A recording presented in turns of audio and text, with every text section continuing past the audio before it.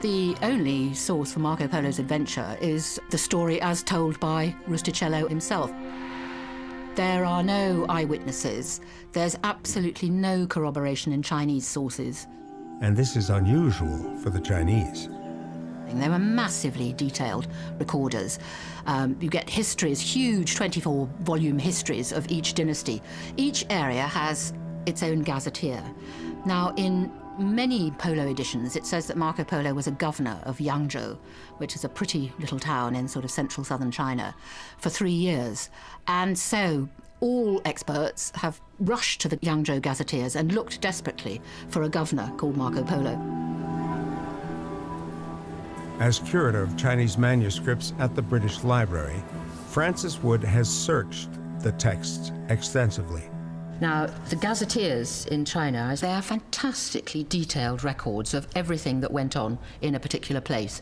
So they include, of course, all the names of notable persons in the city and the governors, etc., going through the centuries and coming up to here. I'm looking at the ones for the Yuan, the Mongol period when Marco Polo is supposed to be there, and you can go through and through and through and through and look at all the names, and there isn't anybody who could conceivably be considered to be Marco Polo. The absence of evidence in Chinese records is compelling.